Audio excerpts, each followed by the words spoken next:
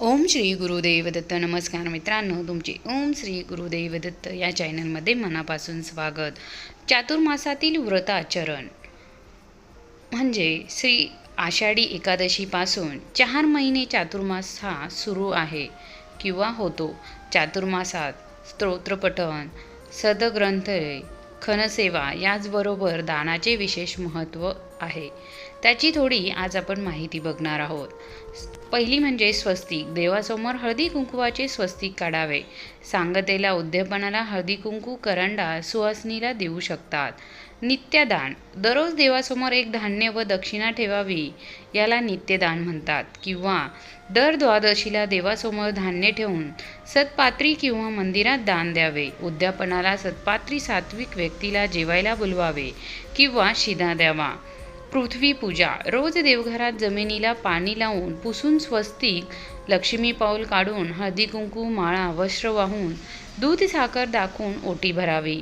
उद्यापनाला आईला साडी नेसवावी. पृथ्वी म्हणजे आई मानून आपल्या आईला वस्त्र देऊन उद्यापन करावे. समुद्र वसने देवी श्लोक म्हणत पूजा करावी. त्यानंतर बाळकृष्ण पूजन. तुळशीमध्ये श्री बाळकृष्ण ठेवून जोडीने पूजा करावी व परत देवघरात आणून ठेवावे. यास दाम्पत्य पूजा म्हणतात.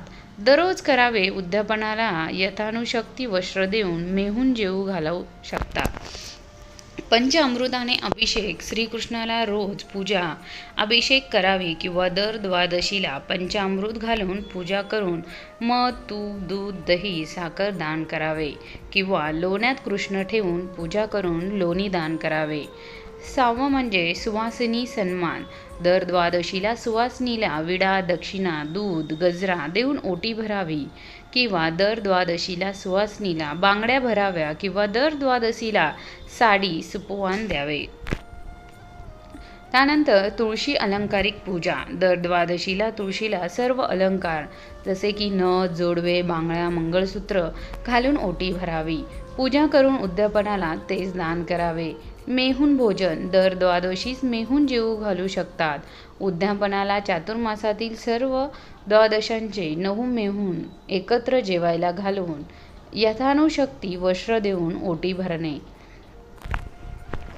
त्यानंतर तुळशीपत्र अर्चन. दर एकादशीला देवाला 108 किंवा 1008 तुळशी अर्पण करू शकतात. म्हणजे 24 किंवा 108 किंवा 1008 तुळशीपत्र अर्पण करणे. पंचामृत चातुर्मास. दर महिना पंचामृतातील एक घटक सोडायचे. जसे की प्रथम महिन्यात दूध, नंतर दही, नंतर तूप आणि शेवटी मध, साखर आणि शेवटी दान करायचे.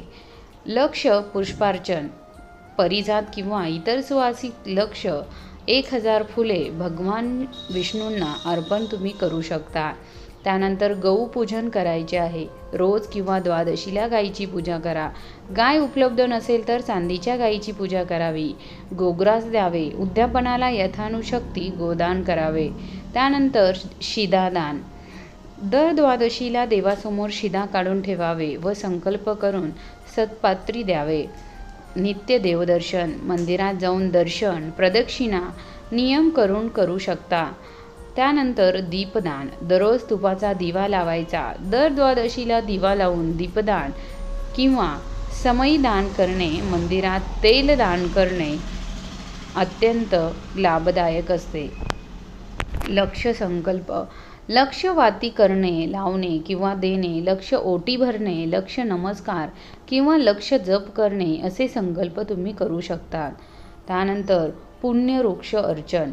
दररोज तुळशीला औदुंबर, बेल, आवळा प्रदक्षिणा. प्रदक्षिणा म्हणजे 11, 21 किंवा 108 असे तुम्ही घालू शकतात. तुळशी पूजा. तबकदान म्हणजे तुळशी पूजेला ज्या वस्तू नेतो त्या वस्तू दान द्याव्या. हे दर द्वादशी किंवा एकदा करू शकता. जसे की निरंजन, कलश, करंडा, पूजेचे तामण वगैरे. त्यानंतर गुप्तदान. या 4 महिन्यातील द्वादशीला एका वाटीत तांदूळ ठेवून त्यामध्ये काहीतरी मोती, पोवळे, सोने, चांदी किंवा पैसे, कॉईन अथवा नोट लपवून म्हणजेच गुप्त ठेवून संकल्प करून देवाला दाखवून दान द्यावे. देणाऱ्याला काय दिले हे सांगू नये. त्यानंतर सुवासिनीस दान, सुवासिनीला साडी किंवा अलंकारिक वस्तू इत्यादी दान करू शकतो. मित्रांनो, तुम्हाला जर आजचा व्हिडिओ आवडला असेल तर लाईक करा, शेअर करा आणि सबस्क्राईब करायला मात्र विसरू नका.